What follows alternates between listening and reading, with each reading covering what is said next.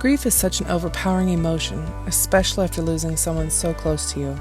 It can take months, years, even decades to get back to normal, if that's even possible after experiencing a significant loss. This podcast was created to help you move through and release the emotions, allowing you to heal the hurt and begin living again. Listen in as I chat with medical professionals, grief workers, and people who have first-hand experience in losing a loved one, what their experience has been, and what they did to help heal themselves and those around them. Life isn't always sunshine and rainbows, but I believe there is always a silver lining if you're willing to look. Welcome to the Release Podcast.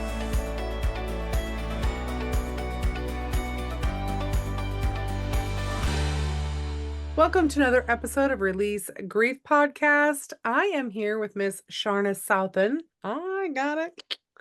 A pregnancy loss practitioner from, where are you from? You're from Australia, correct? Yeah, that's what I thought. I love speaking to people from Australia. I used to do a podcast once upon a day, a long time ago, from a lady in Australia. We did like 40 some odd episodes, and then it was like, meh, we're done. Okay, boom, next. But this podcast is all about grief, as our listeners know, and the people coming on here know. What brought you on this podcast? I know you're a pregnancy loss practitioner, so that speaks to a little bit of why you're on here. But tell me more. Yeah. So I was introduced to grief very early on in my age, very early on. It's been one of those days. It's okay. I know, right? I can't speak English.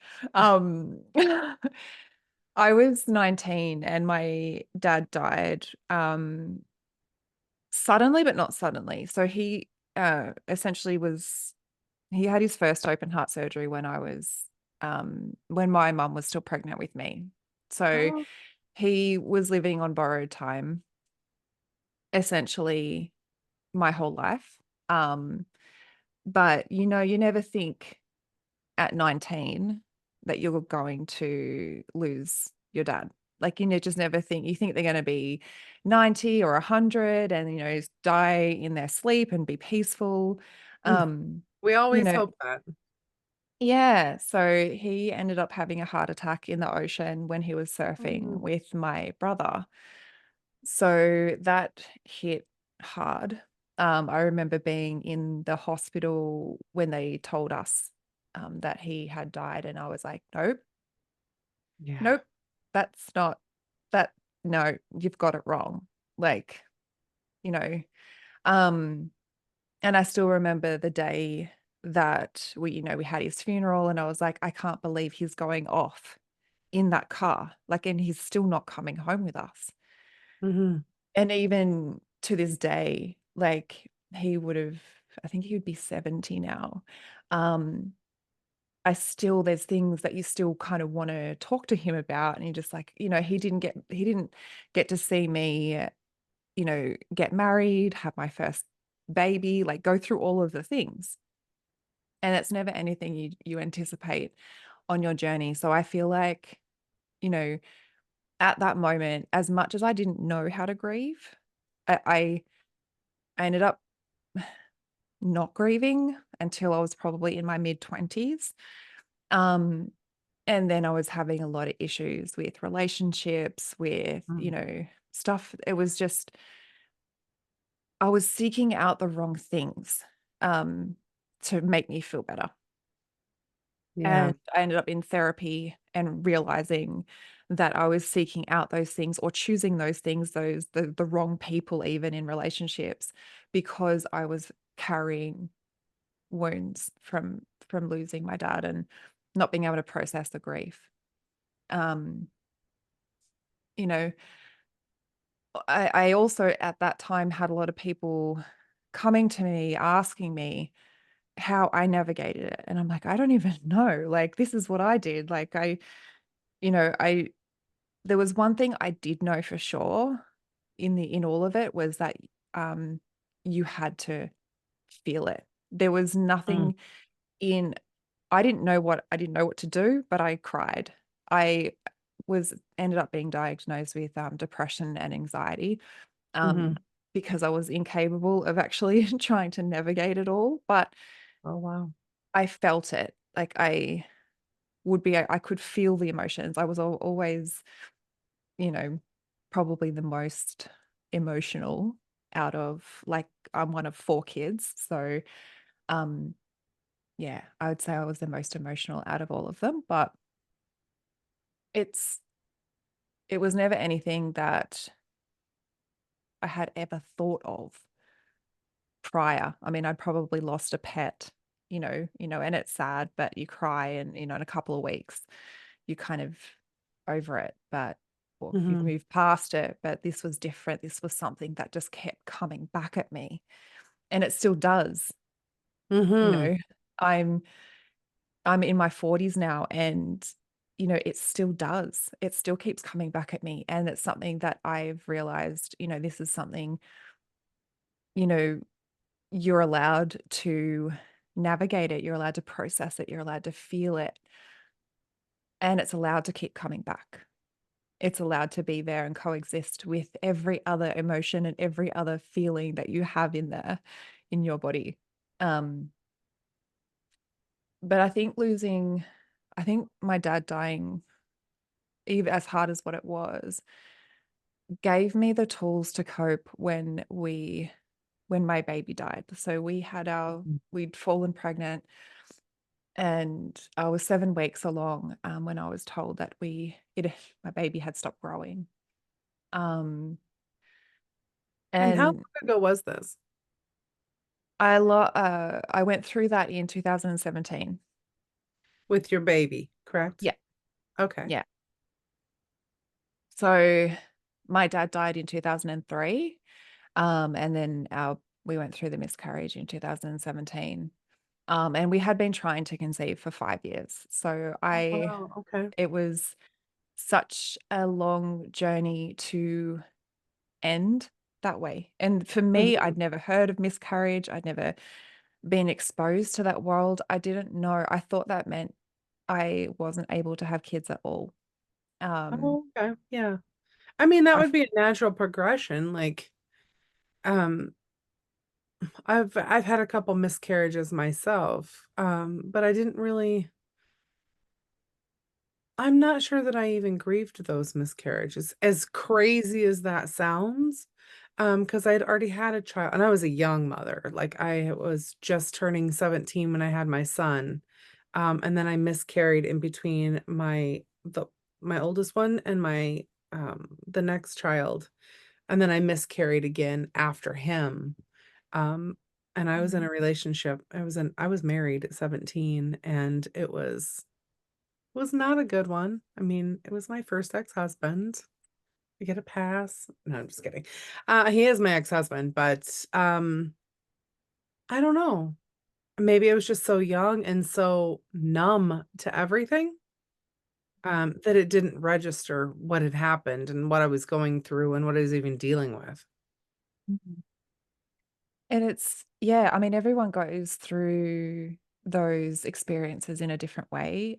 Yeah, I just for me personally, it was something that we had been trying and moving towards for such a long time, that when we did lose it, it was devastating. Like it yeah, shook me to the core.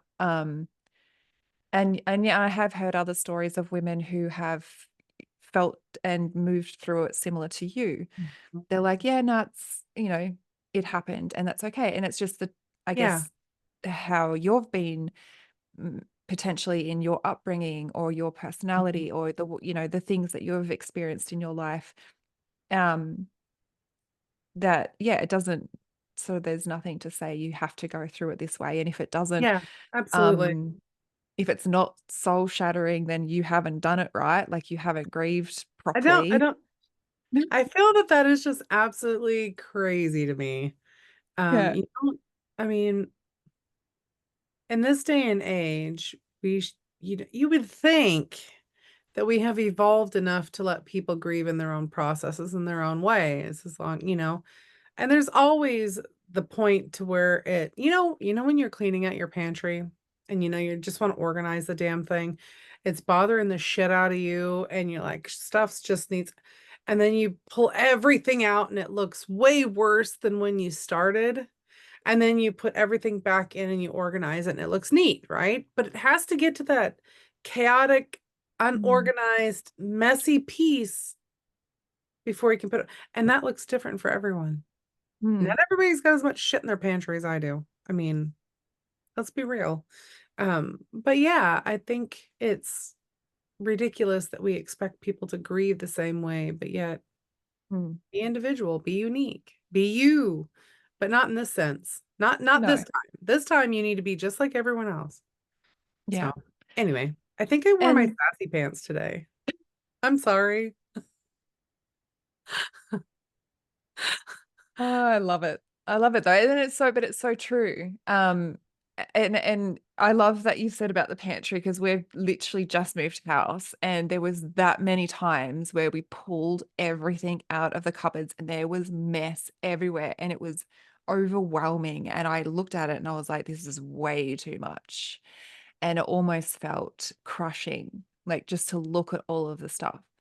But then once it got packed away into boxes and or you know to the Goodwill or every anywhere, and then Hmm. you start to see the floor again, or you start to see this clean space and you're like, oh, I feel like I can breathe again. Yeah. um it I think, and I think that's where it goes so wrong as well with society, is that they do expect either, well, society is very grief illiterate and emotion. They're not emotionally aware. Like you cannot Mm-hmm. cry, show any other emotion but happiness. Otherwise they're not going to be okay.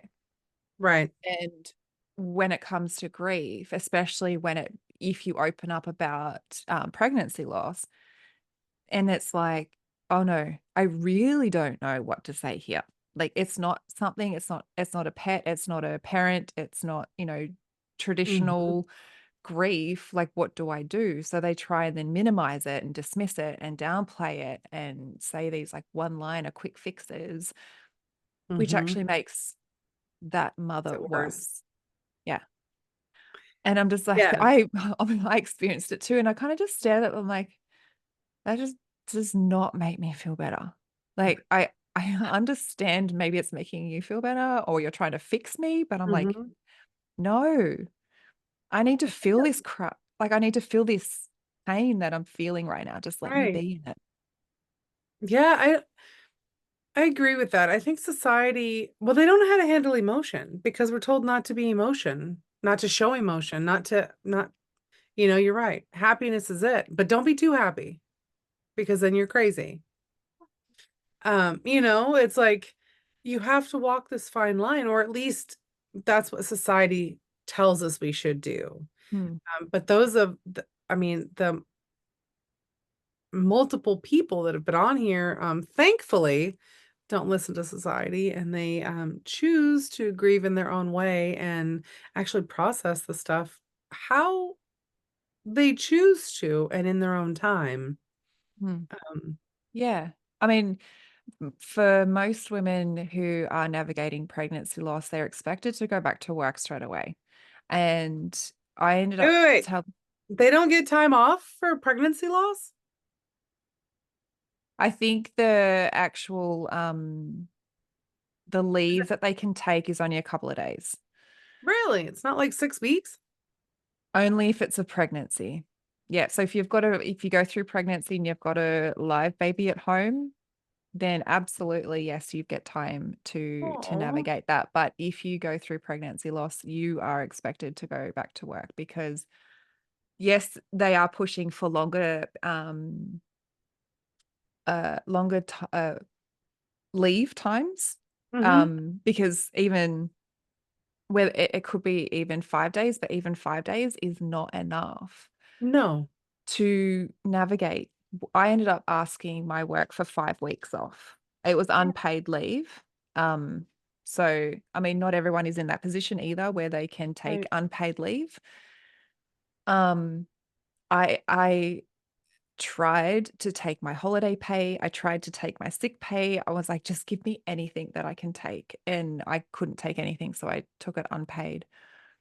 But there is nothing that you can access that gives you the space to also navigate because your body was pregnant as well. So navigating postpartum. So You have we all these should, hormones. yeah. Um, so not only are they grieving with all of that emotion and that Mhm. heartache and that pain, they're also navigating, you know, the hormonal shifts that are happening inside of their body. And they So, also I know when I had mine, I had to have a DNC, so I had to go and have a medical procedure done as well on top of that. mm, Um, yeah, I had to have a DNC as well because part of my journey, and that's where I think, mine was not traditional in the sense, I mean, none of it is traditional, but the right. doctors tell you this is what you will expect. And I was like, this is not what I am feeling. This is not what I'm navigating. I ended up bleeding to the point of passing out. So they ended up Mm, wow. rushing me to hospital because I couldn't stand up under my own weight. I was fainting all of the time, and they rushed me in to get a DNC. So it was a very traumatic experience for me personally, and for my body. So there was a lot that I was navigating then afterwards. And even still to this day, doing all of my work that I do, all of the training that I've done, I've only just recognized the trauma that my body was still holding. And I was like, that's why I still keep Yes. freezing. This is why I still keep like going into that fight and flight. And then literally I was bouncing between fight and flight and shutdown. Yeah. I was getting highly anxious and then freezing. I was like to the point where I couldn't swallow, I couldn't talk. My body had just frozen. Oh, wow. And I was like, and almost like, and then like my hearing would change, like the sounds around me would change. And I was like, my whole body was in this threat response. And this was daily until Mm, no doctor, no therapist, no one was, able to diagnose me or help me through that to say, you have gone through pregnancy loss, which has like then, put your body into trauma. I did mm, have one therapist tell me that it was when because I couldn't speak to her. So I wrote it all down and I gave it to her and she's like, this is trauma. And I was mhm, like, okay, cool. So we've acknowledged it, but there was nothing else outside of that. It was mm, everything then that I had to do for myself. I did the learning, I did the trainings, I did everything, and then realized, oh crap, this is this was big. This was huge. And I yeah. felt like it was huge, but then I felt like I was making it up too. I Yeah. was like, oh no, this is this. I like, because I was told my whole childhood that I had a very low pain threshold and that I was like, I would over exaggerate. So I was like, well, maybe that's what's happening. Maybe Mm. maybe it wasn't as big as what I'm thinking You it start to was. question yourself Yeah. and doubt the validity of what your body is telling you. Yeah. Mm, Big time. Questioned everything about what I was experiencing and the fact that maybe it was a heavy period and maybe I hadn't experienced heavy periods before and I thought that I had. And I was like, I really don't know. Like I was questioning every part of the journey, like going through the loss and then all the recovery as well. Especially not being able to get it acknowledged as something traumatic. Like it right. was, you hear of trauma. Oh, sorry, are we 2 seconds? My daughter's just locked outside. Oh, that's okay.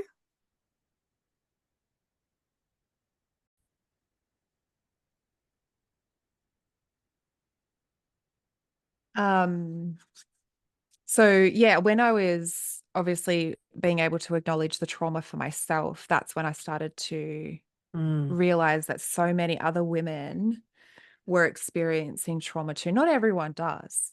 right. Um, it's in that moment of when you're going through that experience, if you're not shown safety, if you're not shown reassurance that everything is okay, that's where the trauma starts to embed itself. Um, and I made a phone call to my mum. I had my feet in the air. I was laying on the ground and I called her and I said, I'm going to die. I said, Mm. I don't think no one can lose this much blood and survive. Like in my head, that's what I thought was going to happen. Oh, wow. So, in that moment, that's when my trauma started to take shape because I was frightened and I Yeah. wasn't we had Google. My husband was Googling everything. It's like, okay, so how long is this going to last for? How long will this bleeding last for? Um, how much is she meant to be bleeding? He was trying to Now, try. was this at a miscarriage? You were having a miscarriage at this moment while you were pregnant. You had already found out you were pregnant, and now all of a sudden you're bleeding, and um, it's a lot of blood, correct? Yeah, so I just want to we make sure that I have the correct, like, that yeah. I'm following along good here. So I ended up being diagnosed with a missed miscarriage. So essentially, it wasn't until the ultrasound that I realized that I had lost it. And then Hmm. from that moment, when I was sent home, they were like, this is what you will experience. And Okay. it wasn't, yeah, it wasn't what happened. Um, so, we weren't given any information, any reassurance. It was over the weekend. When the ambulance officer came to pick me up, he's like, "Why didn't you call sooner?" And I said, "Well, I thought this was normal. But like I thought this was meant to what's To I be, didn't yeah. know that this wasn't normal."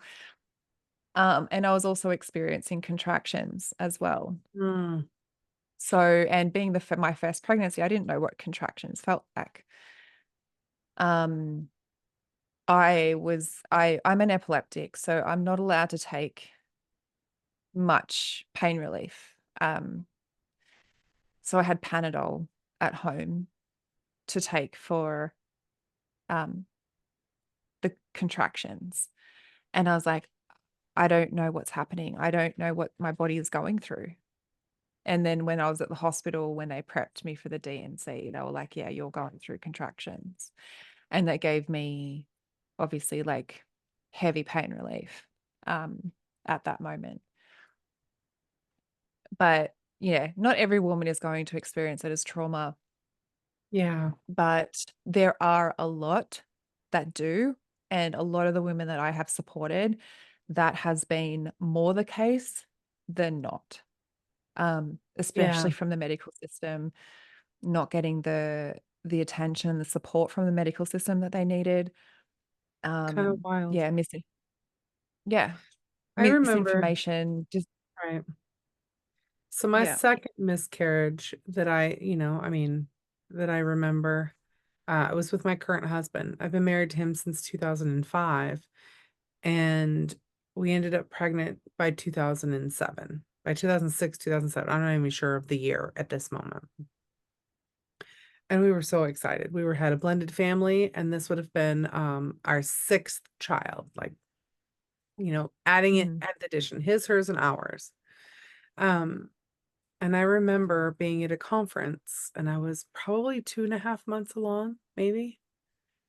And we were not near our house. We were a couple hours away. And all of a sudden, I went to the bathroom. I didn't feel good. Went to the bathroom, and same, like I had all this Mhm. blood. And so we went to the doctor. We left the conference immediately, came home. And for some odd reason, he went with me to this conference, which was selling like houseware stuff. He doesn't go to these conferences with me, but for some odd reason, he was with me at this conference. Um, and we went home, and same thing, the baby was gone already. But the doctor was trying to be as nice as he could be. He's like, well, let's just give another day or something, blah, blah, blah. Um, but I know he knew that the baby was gone. But Mhm. my body had to go through the process. And I think it was a couple days after that we scheduled the DNC and all that, which was wild.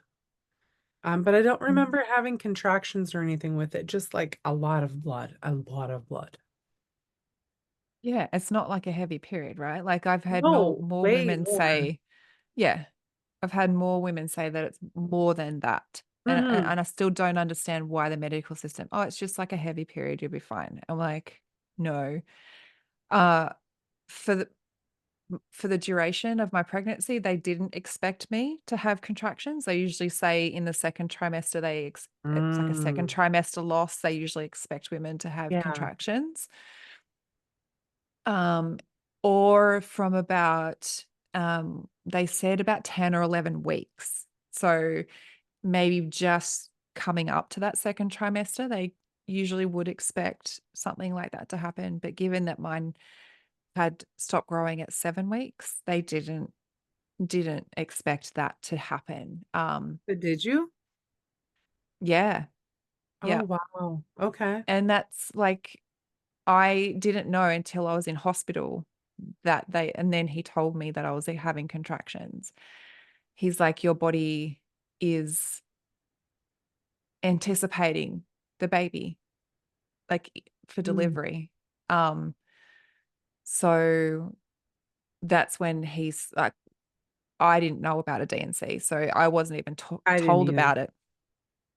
So they told me obviously that was what I had to have done when I was in hospital, in the emergency department at that point, because they're like, your body, um, won't sort of complete the miscarriage on Right. its own. It needs help. It needs that surgery. So, but yeah, the heavy bleeding, the contractions, it's not something that I was told.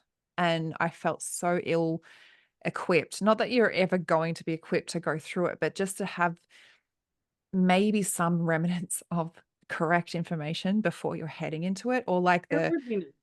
a scale of like, this is like bare minimum, but if this happens, make sure you seek medical attention. Like, but you could fall in amongst all of that. Like you may not get to this point, but if that does happen, make sure you get help. Don't Google it. Don't sort of sit there and think that it's normal like I did.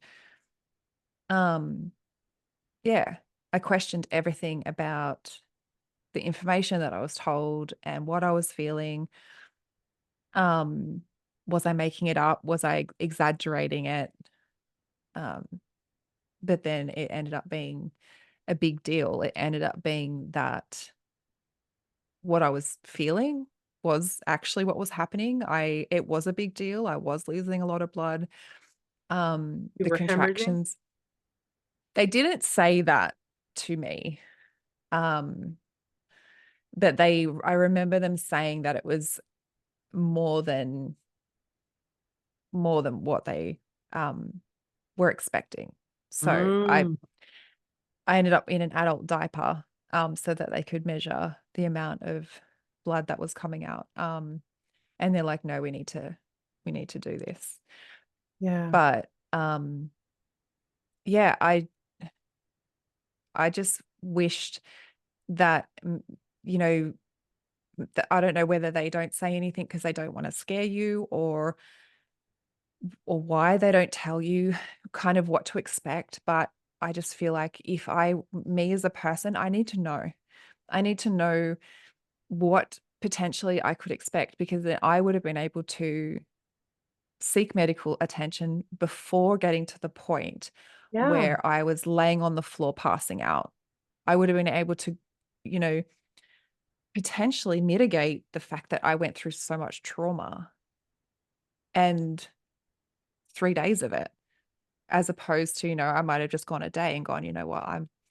I probably should," you know, in Right. hindsight, but, when you're in the moment, when you're going through it all, you're kind of questioning everything and you're just like, "Well, Google says it's only gonna last like 5 days, so maybe I'll just wait it 3 out." days in, we're good. I'm just gonna lay here, and if Yeah. I'm alive on day 6, I'll go in.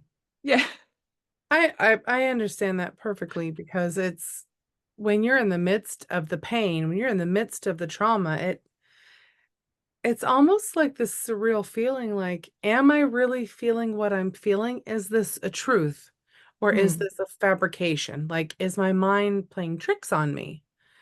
mm. Because I know after we lost our daughter, man, it is what I'm feeling real?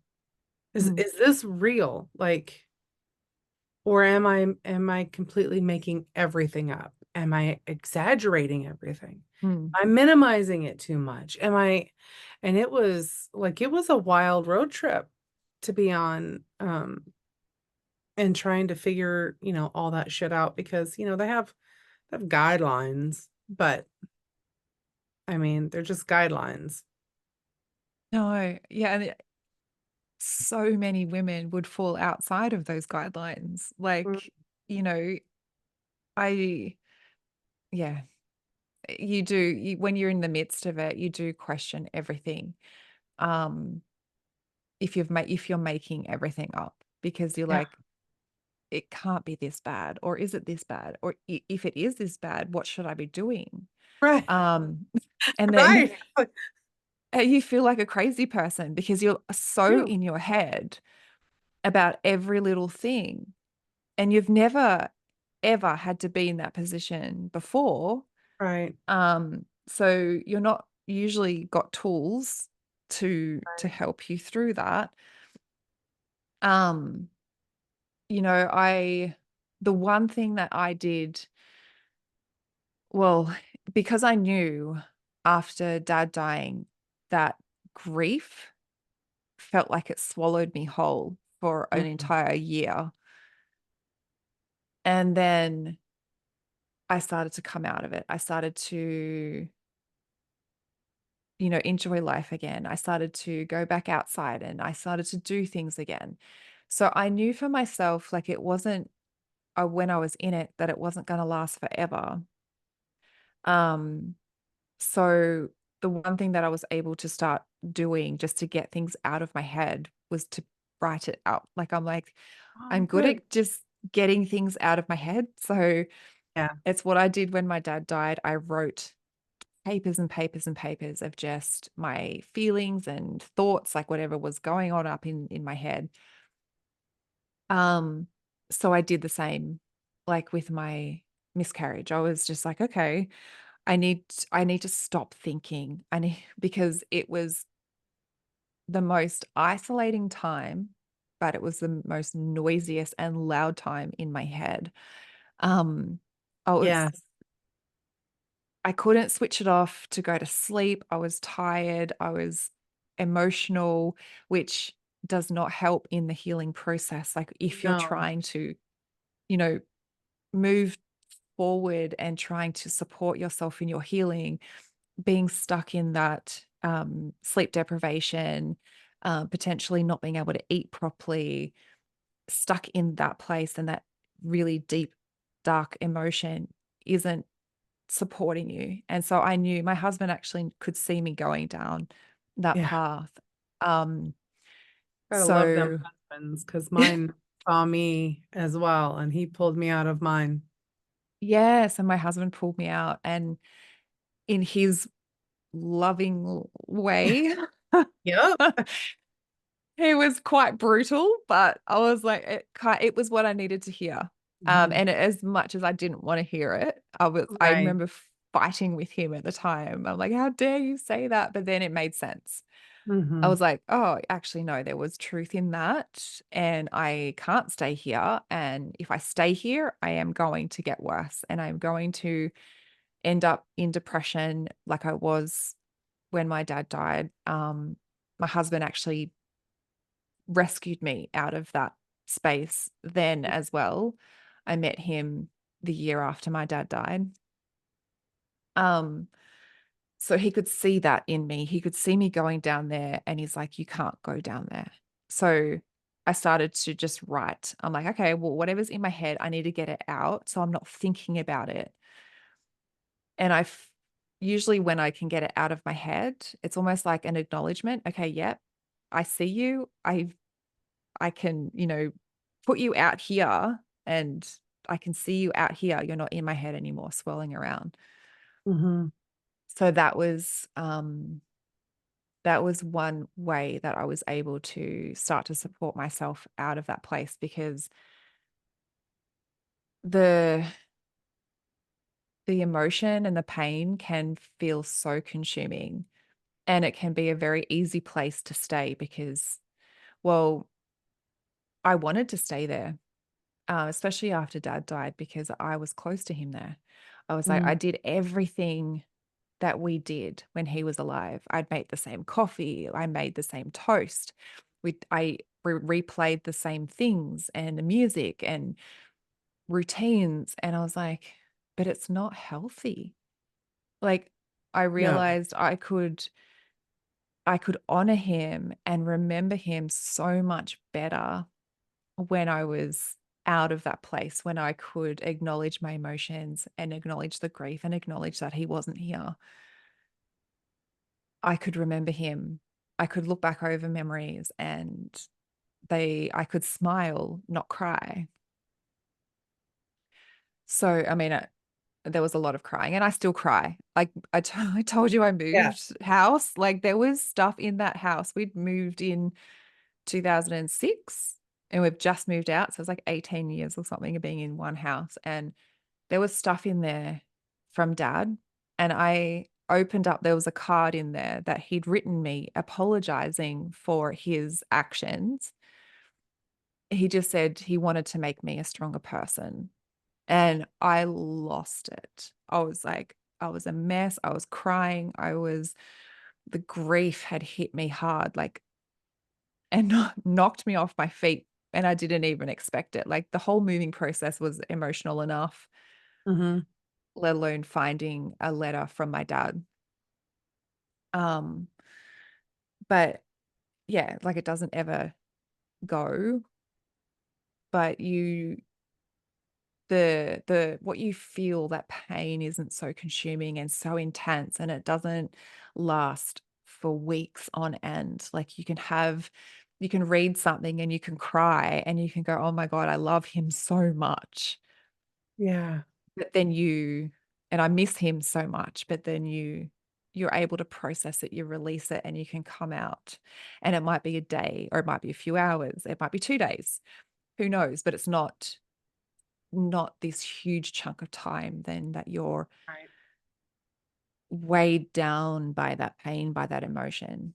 And I realized that after quite a long time after dad died. But then because I had kind of been in that space before, after our baby died and after being almost heading down that path again, knowing that that didn't have to last forever this time. I didn't have to Right. be in that state for a year Yeah.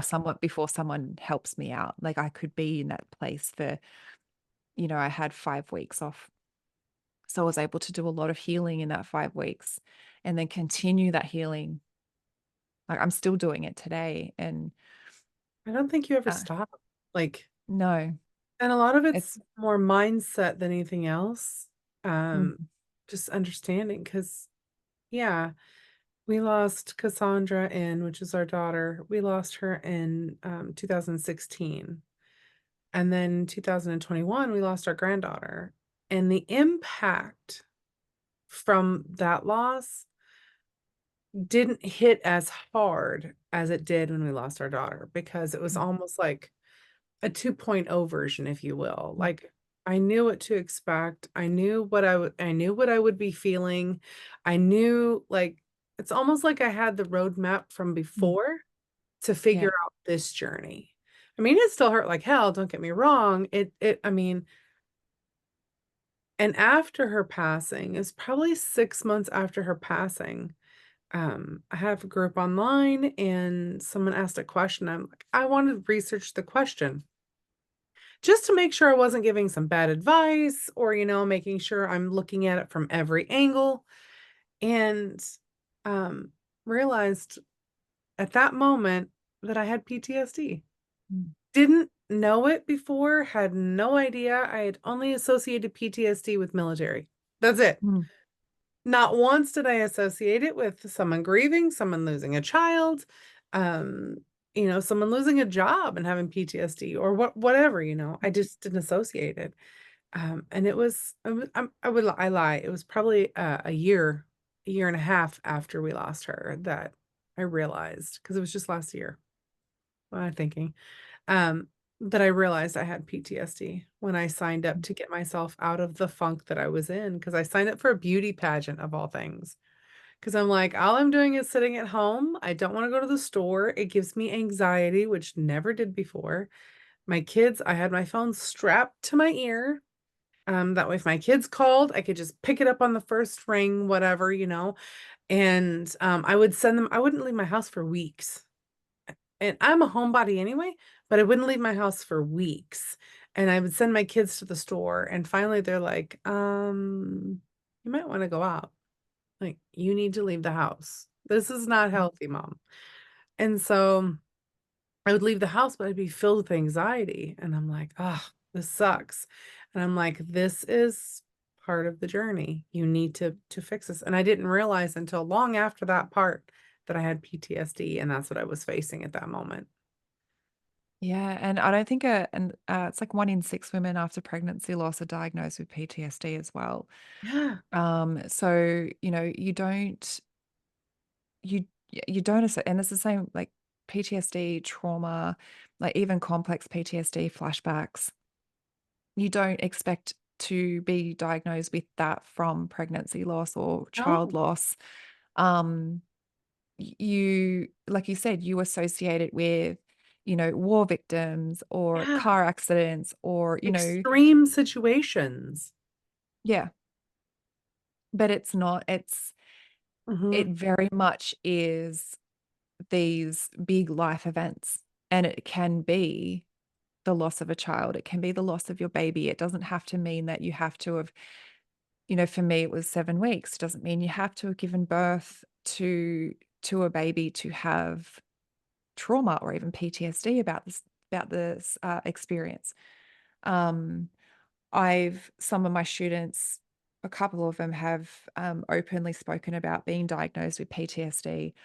One of them in particular was diagnosed with it, but then told she didn't have any options available to her to help her through it. Um, so, That's you know, wild, 'cause it's always something. yeah, so, the work that she's been doing inside of the my program, obviously, it helped her process her PTSD. Mhm. Um, but, you don't ever expect to be in that situation where you're going to the doctor or something to go, "Okay, there's something else that's happening here, and I don't know what's happening." And then they say, "Okay, well, PTSD." And I'm like, "That's again, it's trauma. Like, it It relates is back to trauma and how our body has adapted to help you cope and stay safe so that you're not in that threat response anymore." Um, and it's crazy that it's still not spoken about. And if you and for some like my student, like for some GPs, they don't actually know where to help you from there. They're like, okay, yes, you have this, and now you're on your own to try and right. figure your life out. Um, but yeah, you don't. It's never. I mean, I don't, it wasn't my experience to have PTSD. The trauma element I didn't expect to have.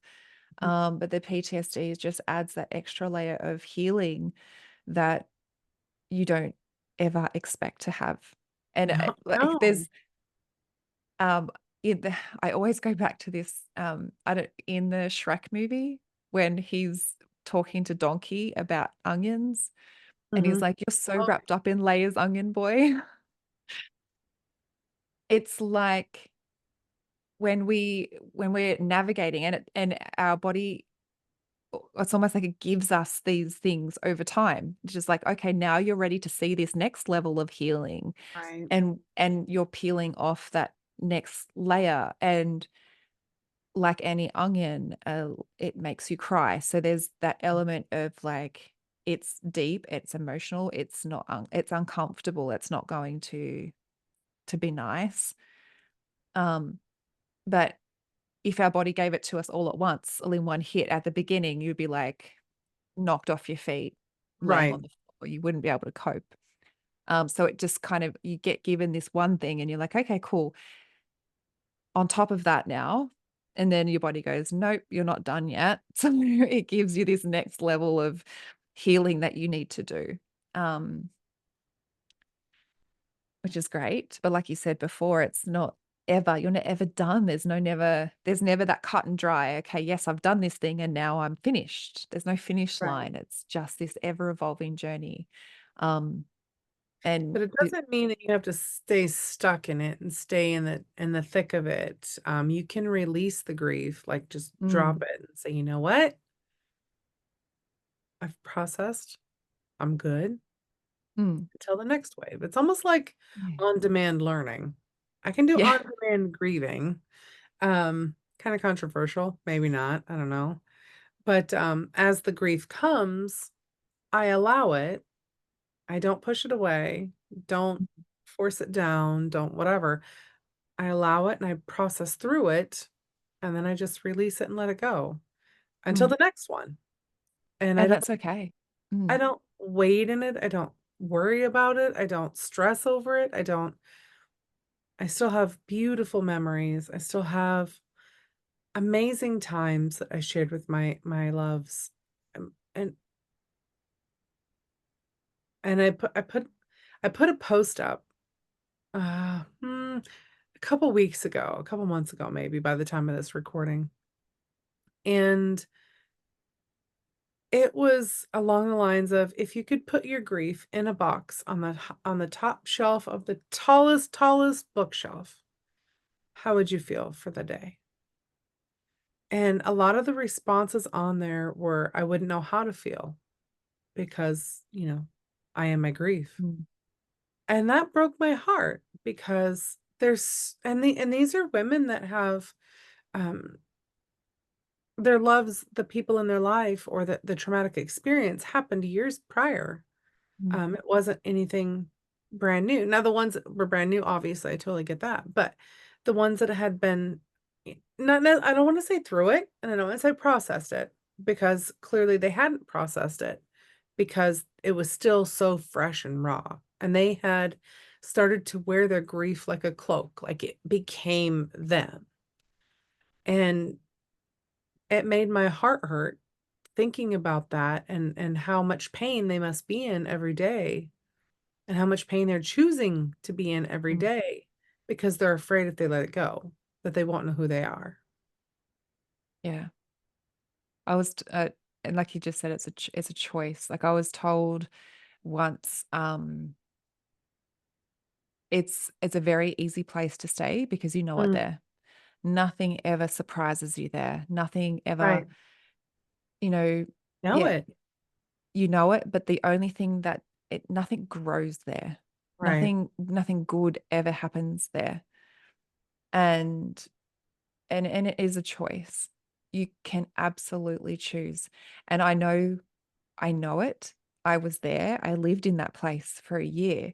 Like, I didn't want to move on, but it's a choice. I chose every single morning to wake up and do the exact same thing. But I was keeping myself stuck.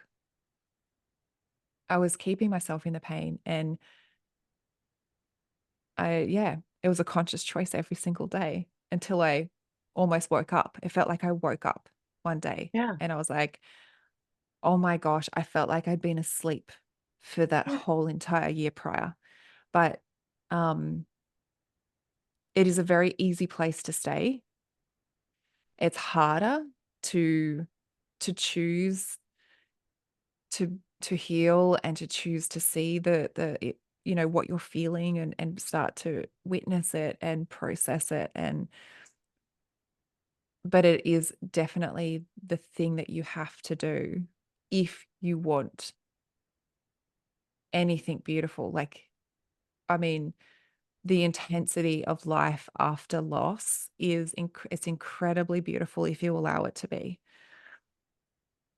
I And it agree. doesn't have to be dark and gray. It can be beautiful with, you know, fluorescent colors and beautiful music and sounds. Like, it doesn't have to be dark, but you have to allow yourself the you have to give yourself permission to want to feel that, to Yes. want to feel joy, like not just crack a little smile every now and again, like joy, like in your bones, like happy that you can be that person and you can still hold the grief and the Right. memories. That was beautiful. Yeah, I have a coach, a mindset coach that I work with, and he's all the time telling out all of us that are in the group that we give our own selves the permission to be happy.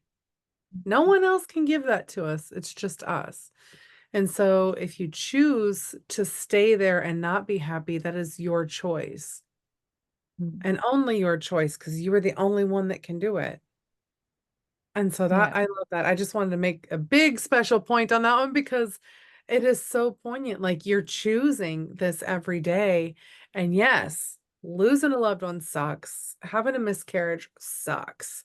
Mm. Um, but what sucks even more is to wake up in 5, 10 years down the road and still be at that same spot and have missed out on all of these amazing things in your world by choosing to not process it, if that makes sense. Yeah. It actually reminds me, I think I did a post like years ago.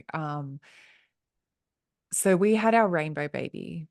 Mhm. Um, and I was shopping in a supermarket with my mum, or not a supermarket, sorry, like a clothes shop. And she was with us. She must have been about 2 or 3. So she was tiny. And I was, she was playing, she was hiding. And like in my mind, I thought like was hiding in the clothes that were closest to me in a rack of clothes. Mhm. So I frantically started searching like all of the clothes racks around me. I was like, "Oh my God, she's here, but I can't find her." And I was like I'm losing my mind. I had a lady, there was so just another customer in the store, like down the other side of the store. She's like, "Has anyone lost a little girl?" Like I can see like she could maybe have heard us going, "Poppy, Poppy," like yelling out her name. And she's like, she's here, like she's down this end of the shop. So she toddled off, walked down the other side of the shop. And what I realized in that moment was I was so consumed on what was right in front of me. And I was like only focusing on where I thought she was, that I didn't look up and look around. And I was like, we do that in life and in our healing. We put our blinkers on and we only focus on the thing that's right in front of our eyes. We don't, and it's a choice to look up and look around and to see the beauty and to see the other things that are happening outside of this, what we think we're consumed with at the time. Mhm. And I was like, oh my God, it was like, just in that moment, I was like, okay, this was like all about my daughter. But then it was like a metaphor for life because I was like, Yeah. because we miss when we're so consumed and so into something, we have our blinkers on and we so tunnel vision that, like you said before, you miss all of these beautiful opportunities that are given to you every single day to live your life. And we aren't designed to live in pain. Like our bodies aren't designed to live in pain, they're designed to thrive. And Mhm. emotions are energy. Their emotions are just designed to come through you, to move through you and leave. They're not Yeah. designed to keep you stuck and in fear. Um, yes, like you said, it sucks. It sucks that we have to go through these things, but it is a choice. And if you choose that you don't want to stay stuck anymore, there is so much available to you and your life Mhm. if you want it, if you want it in your life, if you want to choose that. Oh, I love that. Absolutely. Thank you so much because our time is drawing to a near. And I I know. swear, like, I just blinked and it, like, we've done past an hour. So I'm like, damn, damn. I could But talk forever. I know, I feel like we could.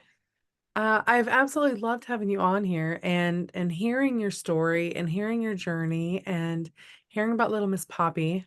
Um, it's amazing. And if you could leave our listeners with one bit of advice, what would it be? Um, I think the biggest thing in all of my experiences has been to allow yourself to be in it. Like if you're feeling that it's heavy, allow yourself to be there, witness it, feel it. Whether you're like me and you like to write it out, like get it out of your head. Um, if you're experiencing joy and happiness, be in it because it's okay to experience the joy and the happiness in life and still honor the grief and the Mhm. memories of your loved ones. Like it's not like you're ever going to forget. You're never going to be further away. Time passes anyway.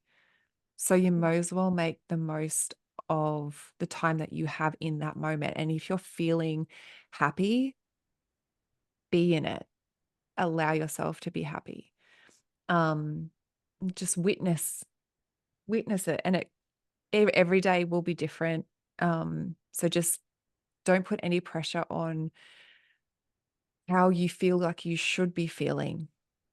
Um, I think we can put a lot of pressure on ourselves. Like I should be sad. Like why am I not sad? I was crying yesterday. I should be crying today.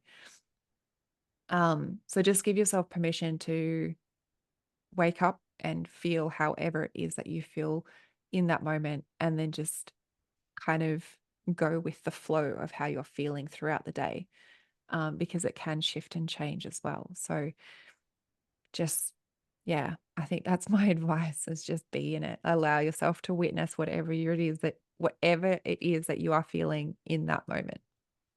Oh, I love that. That is so true. Because if you don't, I mean, you will at some point. And it'll Yeah, probably and take you down into a big puddle of ooze, and you won't like it because it'll be the most inopportune time. And then because people are really gonna look like you're crazy. your body Ask wants you me to how feel I it. know. Or is that another topic for another day? That's another topic for another day. But that's it. Your body wants you to feel it, whether it's now or whether it's a week from now, a month from now, a year from now, it will come back. So Mhm, your body is giving you the opportunity to feel it right in that moment. mhm, Witness it. And it doesn't last forever. So if you witness it, you're afraid that you're going to get stuck in it, the fact that you're able to witness it and feel it actually allows you to process it and allows that emotion to leave your body. right. Like you said, until the next time. So giving Mhm, yourself permission and compassion and kindness. If it comes back again, it's okay. Just feel it again. yeah. How can they reach you? How can they follow you? How can they subscribe to all the things, Sharna Southan? I got the last name. Yes, I know, right? Twice. So my social media is like an extension of me, of what I am inspired in the moment. So it's at Institute of Healing _PL. Um, I do most of the time link all of my things into my bio. So if you're ever searching for something that I'm offering, creating, it all should be there.